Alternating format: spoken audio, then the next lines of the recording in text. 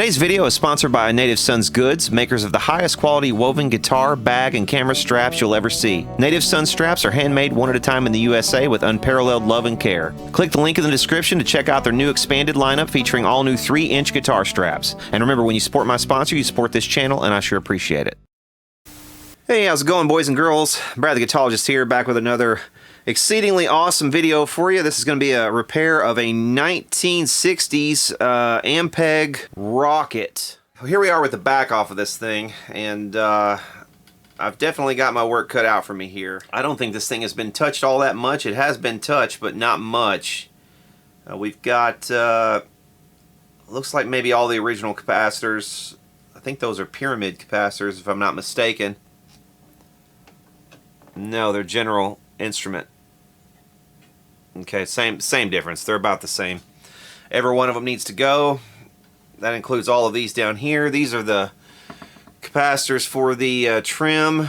We've got 3 bypass capacitors that'll have to go. We've got a capacitor can down here that's going to have to be replaced. Also, this is the amplifier I agreed to work on to compensate the guy for the Mesa Boogie that just went awry. So I've got my work cut out for me here, and I'm gonna earn it. I've got to give him a handle, so we'll try to take care of that if we can. Got a lead for a foot switch, but the foot switch has been clipped off. So if I can dig up a foot switch, I will try, or we may just leave it in the on position. Not sure about these. These are not labeled Ampeg. These are labeled Sylvania, but the preamp tubes are still labeled Ampeg. So I don't know. It could be that these are still original, but maybe not. These are 6V6s. There's a pair of those in this amp. 6 SL7s over here on the preamp. Those are a couple of dual triode tubes, and we've got a 5Y3 rectifier over here, and it looks like it's dated 1965. We've got an Eminence speaker that's a replacement. It's dated 1977. Interesting label on that Eminence speaker. I don't think I've ever seen a label like that on an old vintage Eminence, not that I recall. There's a tube chart over here.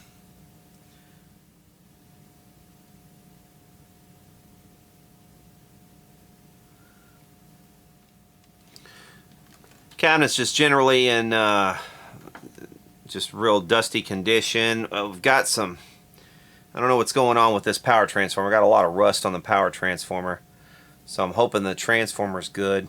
We'll have to assess that as we go. That might be one of the first things that we do. I kind of just want to put some power on it.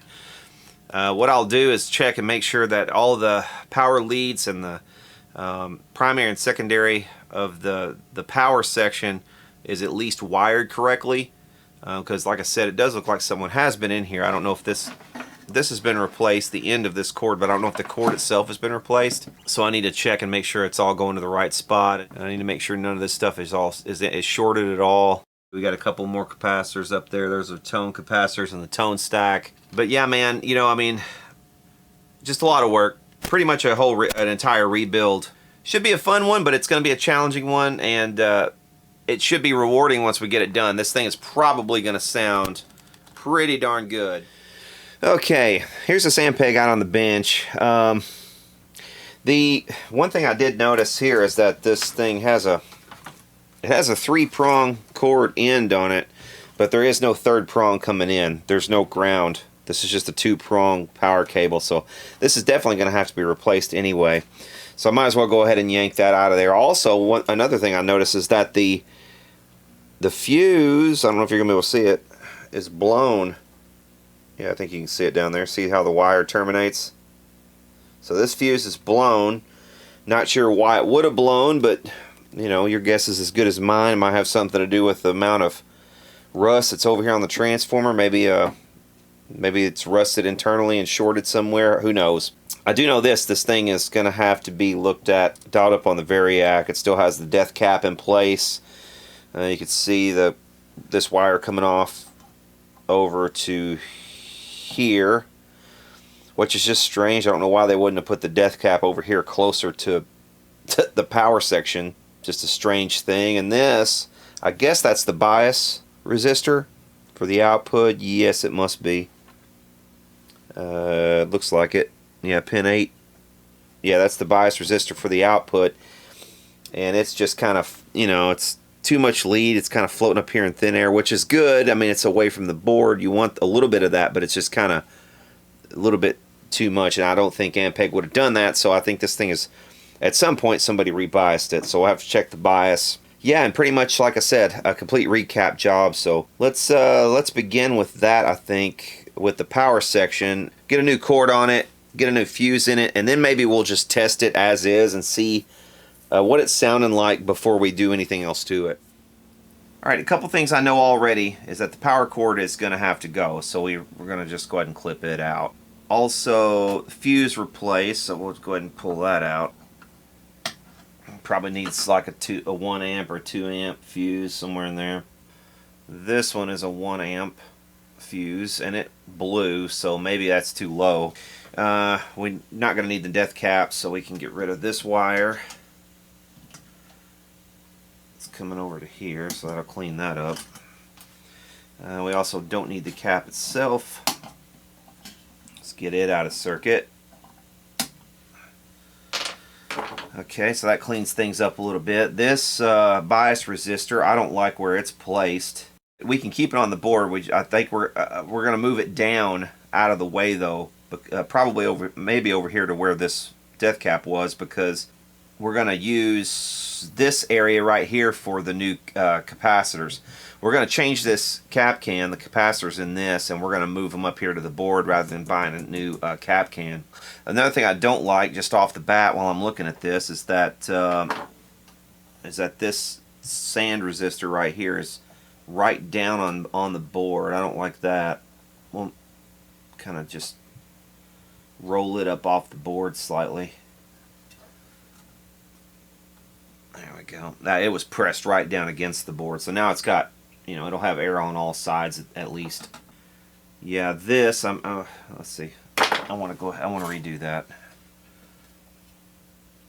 I need to get some water in my sponge and everything else. I'm not really set up to work quite yet. I wasn't expecting to. Yeah, that was just barely even in there. So this is surely a replacement resistor. Okay, we're going to move that to a different location anyway, so we'll come off of pin 8 probably of this tube over here and go over to this kind of area. I don't think Ampeg really paid too much attention to how detailed their quality control was back during this period. I mean, their amps are built okay, but they're really not up to the par of something that we're used to seeing in like a Fender, for instance. So it wouldn't surprise me if that was all original, even that. Okay, we're also going to need to get rid of the...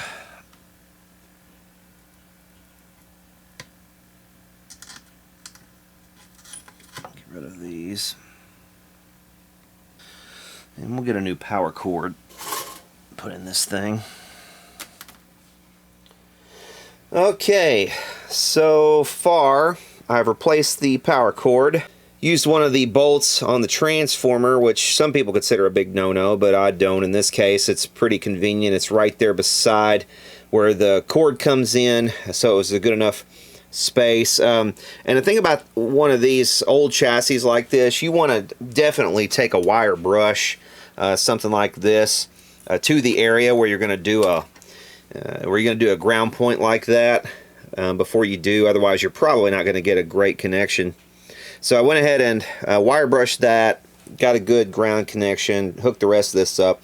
I still haven't gotten a new fuse in yet, but you could see I also went ahead and took the wire brush to these eyelets on the board and added a ground rail over here on this side. Just added the entire ground rail with the grounding connected where it was connected over here to this can. I'm going to leave the can in place because the center taps on the transformer are grounded over here. Now what I might do actually is take the center tap for the 6-volt winding and then this one I will probably snip off and ground it to the cathode of the output. So I'll bring it over to this point.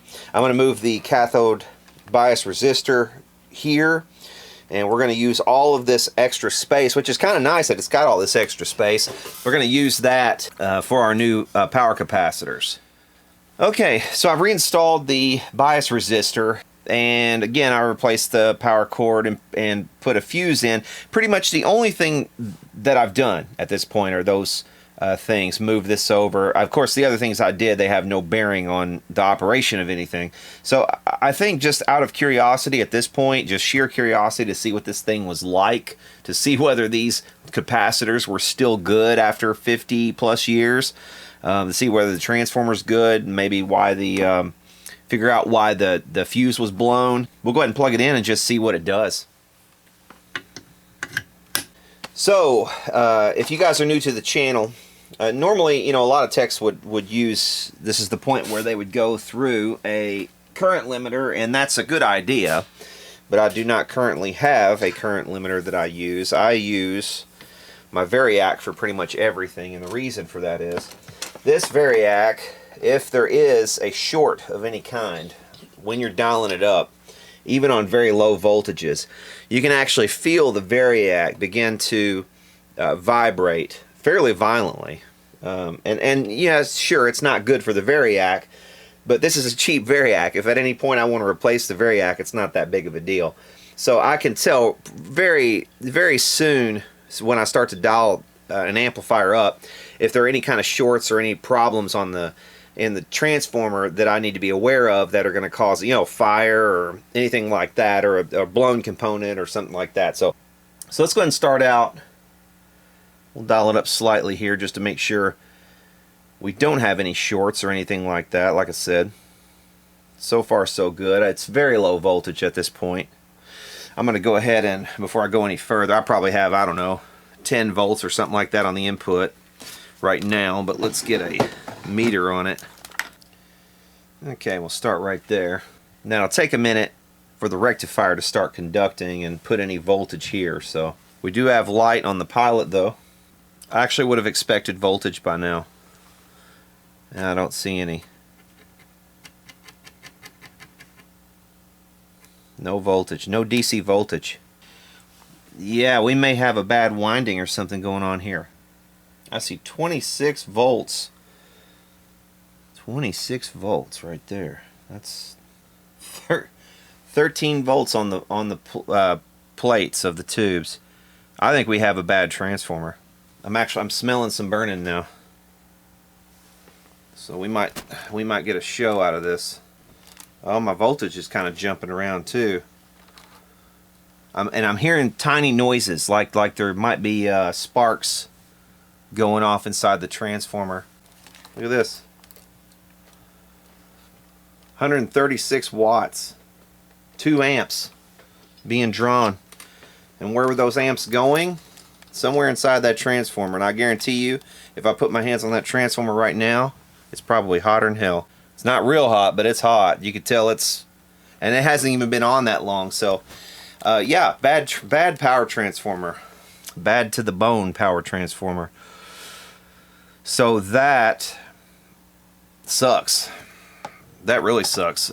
And I'm going to have to order the transformer, so that's going to take a little while to come in. But I can go ahead and shotgun the capacitors in the meantime and have all of that ready. So it's not a total loss, but at the same time it's going to push this project back a little bit. I may even have, I'm sure I probably have a transformer around here I could use. As a matter of fact, I almost know I do. Let me dig around and see if I've got a transformer that would be appropriate for this.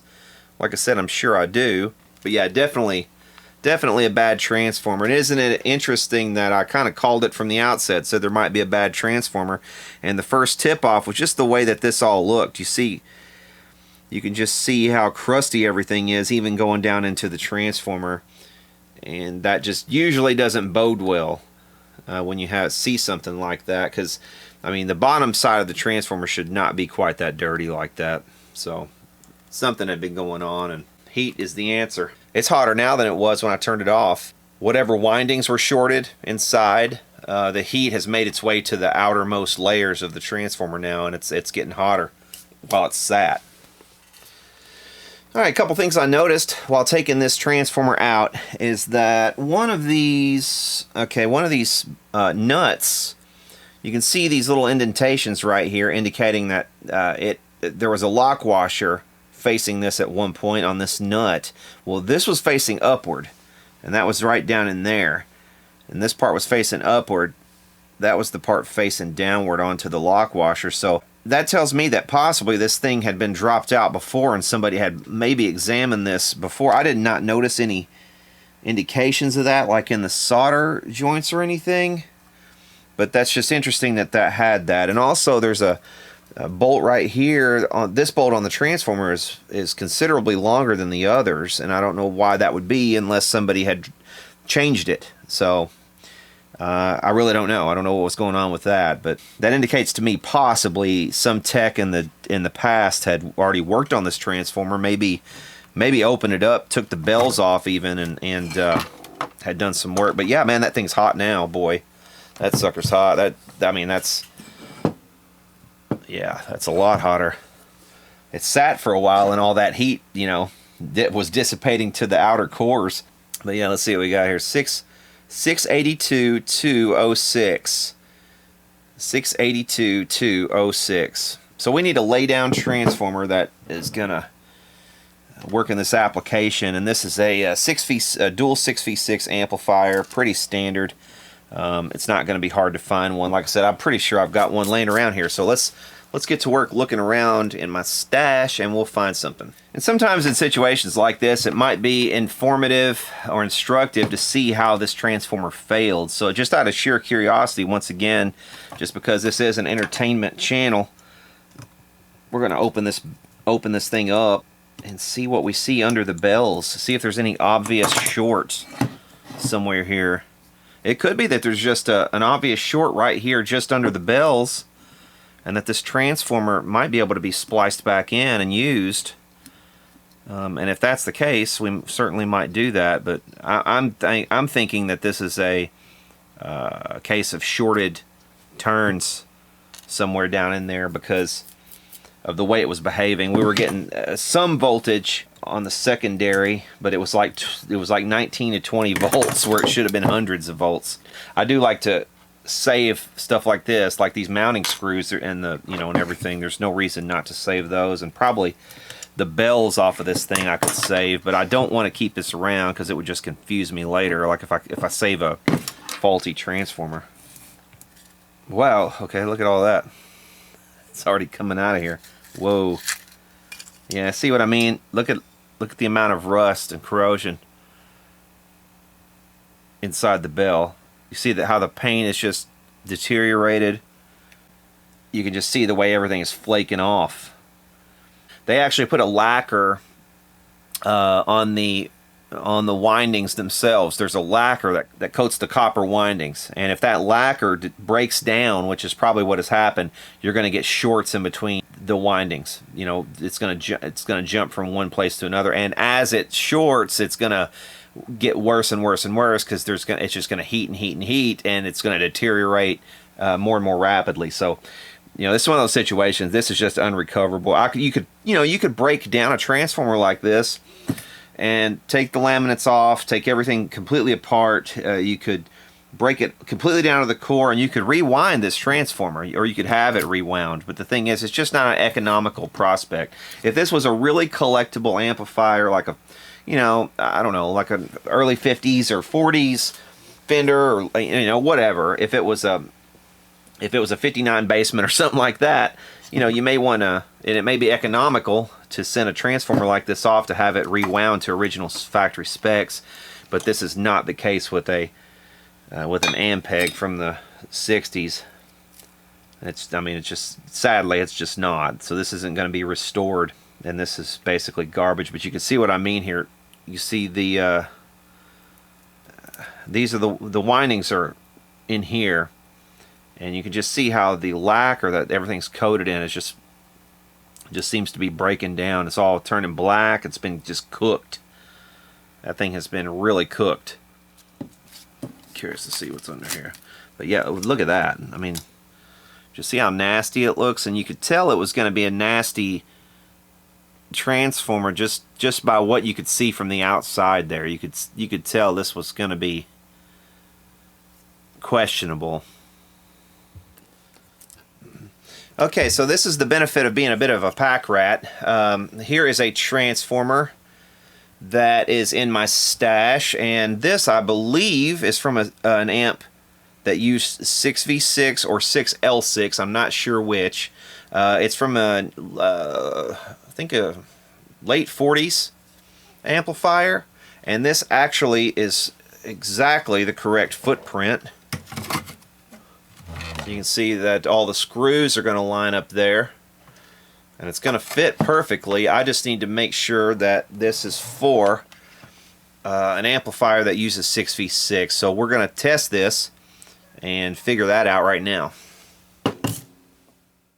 While I was throwing away that other transformer, I was brainstorming about this, and I know what this thing came out of. This came out of a Knight Model 14S that I disassembled on this channel a while back, and I sold that chassis and another chassis to a friend of mine who's an amp builder, and in the process of doing that, you know, I filmed it all, so I know exactly what this came out of, and it came out of an amplifier that had two 6V6s on the output. It had an S6SJ7, a 6SC7, so it had two other 6-volt, you know, preamp tubes, and it had a 5Y3 rectifier. So this has the 5-volt, it has the 6-volt, same number of 6-volt tubes. So it's going to have pretty much exactly the same current draw. But this is actually even better than the one that came in this Ampeg, because this one has a center tap for the heaters. The other beautiful thing about this is I already had this on hand. It's a perfect thing for this. It fits exactly. I don't have to do anything to it. And this didn't really cost me anything. It was very low. I think the amplifier that I pulled it out, I've already made my money just by selling the chassis. So this basically is sitting around for free.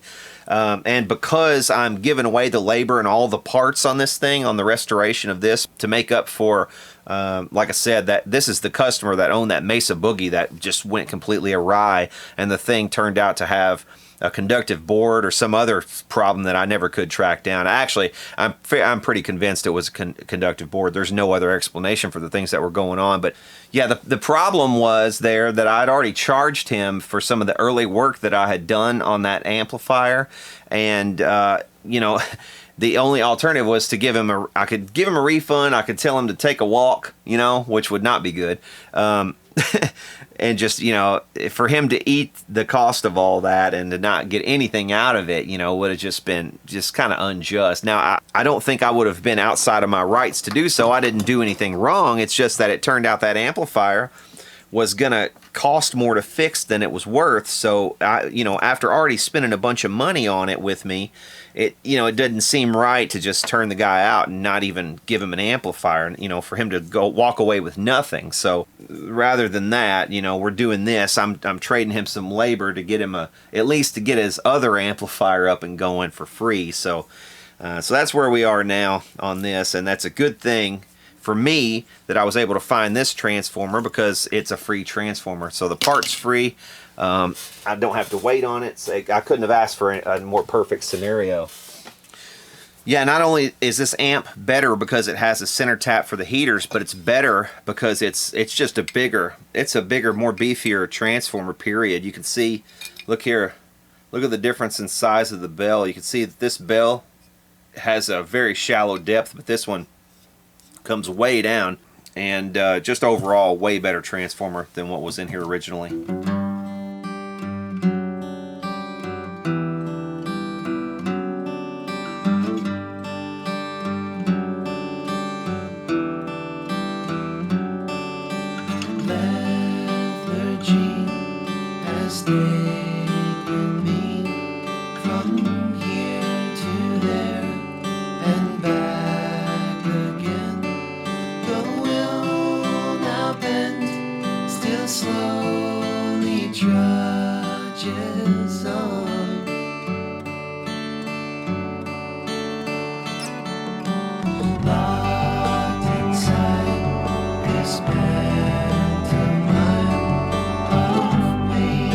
Smiles and nursery rhymes.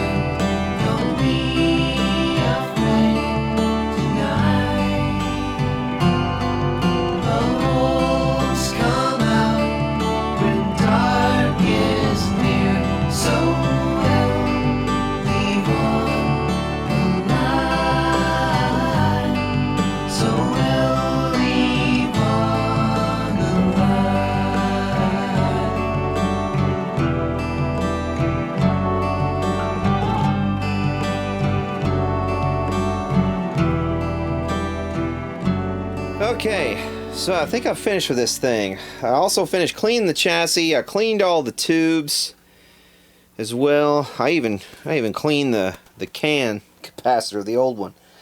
Reattached the inspection sticker on the chassis there where it was originally. I think everything is looking pretty darn spiffy, if I do say so myself. Pretty much a brand new amp. I mean, we've got a new power transformer.